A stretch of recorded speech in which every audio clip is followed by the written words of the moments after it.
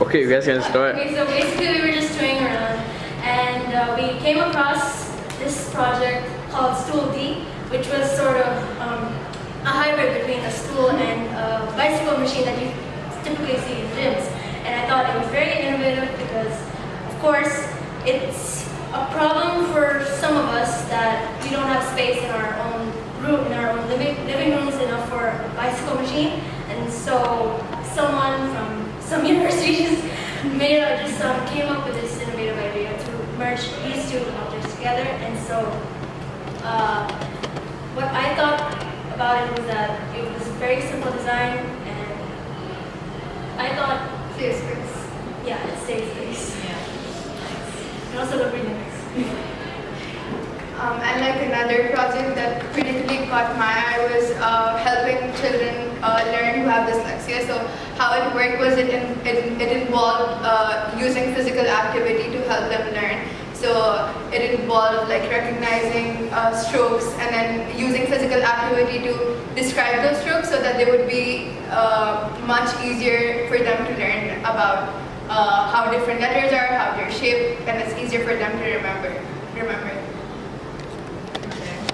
One of the projects that really stood out to me was the one from STEAM Aid UK that was converting women's menstrual blood into stem cells.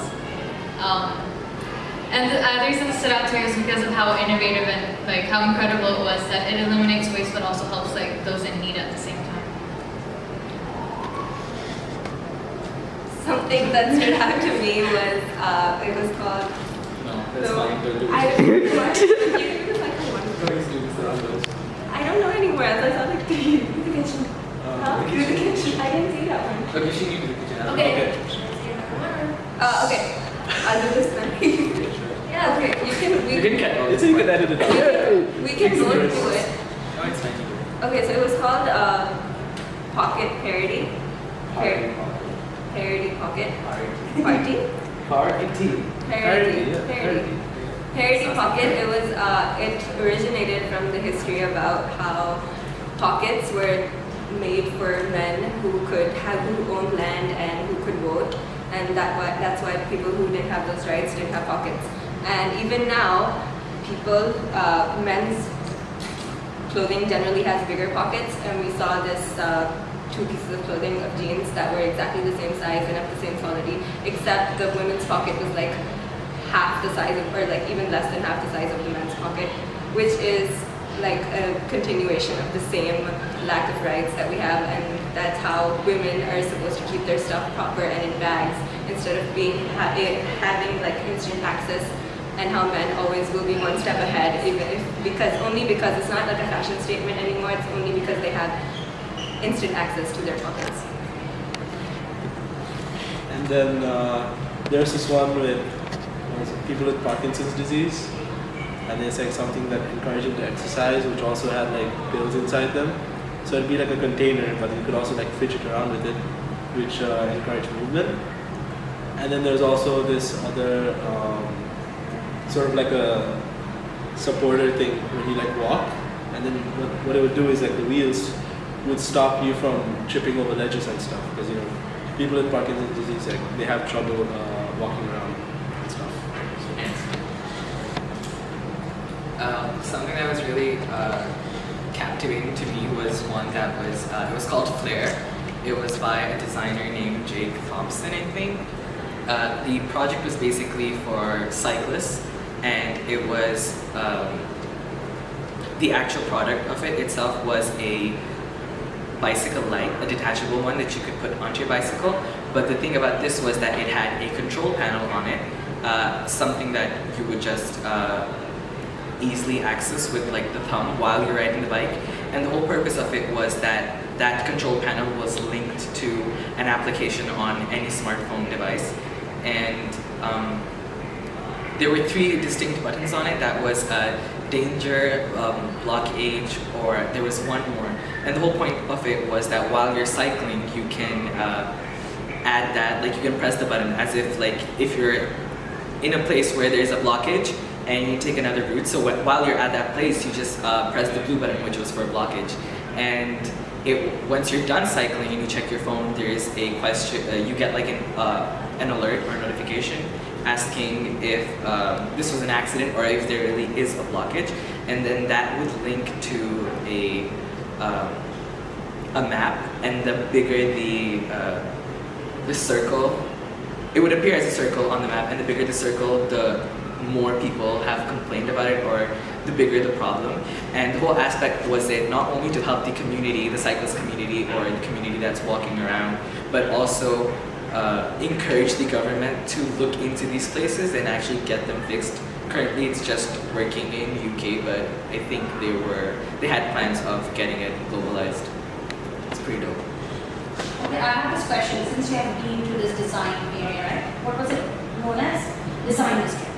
Yeah. So what comes to your mind? Like, what do you think?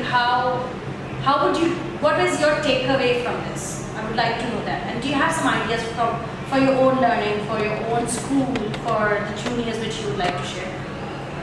I think the pocket thing could be used for post-16 uniforms. Yeah, because For we the don't have girls. pockets. Because boys have like 4 pockets in their uniform. We have 0 pockets. Yeah, That's not 3 in the fair. pants and 1 in the shirt. And we don't need that many pockets. They don't have pockets, I'll give them the pockets they deserve. Anything else other than this? And also how design can not be just used for like art and like visual purposes. It has like it can be made into this. It can have a visual aesthetic, obviously, but it can also be used to make a sustainable future. And how if you see someone pursuing art, there's always a stigma that oh they're just like there's like, even now painting or even now Or they're not yeah even now there's this stigma or that there's no specific use for their education, but you can cross-link it with different fields such as engineering or biochemical engineering or medicine or physics just across the world, and even social justice, and art can actually be used to make a political statement and be revolution. Yeah, especially in this world where we're sort of in like the middle of like a technological revolution where technology is widely used around the world, and design is well integrated into many of the objects we see now. So seeing that this subject of art and design is very important. So if you have not taken art and design, so what is your alternative path to it now? Because you might be interested in taking it because you have been a part of it as an audience. So what would your proposal be? What would your line of action be in this case? I think that's the whole point of the exhibition, because I think very few of them were actually art students, or like there were plenty, but the thing is it all comes down to collaboration and working alongside your peers instead of just challenging them and having it always be a competition. Because maybe you have the creative and artistic capability, but there could be someone who could give purpose to that creativity, and if you collaborate and work together, maybe you can create something that'll actually make a difference. Have you seen anything similar to this happening in your school? Yeah, Steam workshop that I event, So you feel like you should be getting the leadership, your choice of leadership, your choice of collaboration, so you can come up with things that might interest a large But even audience. looking at STEAM, even though it has art in it, the A, but even then nobody considered like implementing design in their ideas, even though design would just bring it up. Nobody thought of like, they just thought of the science part or the technology No part. one thought design was an important aspect towards like So it's high time to pay attention to steam and make it steamed. Yeah. Steamed? Steamed. It's the A already for art though. A is already art. It's for art, right? So design, because they thought art was art. Yeah, they thought that art was just Yeah. Okay, thank you all. It was just so nice to see you.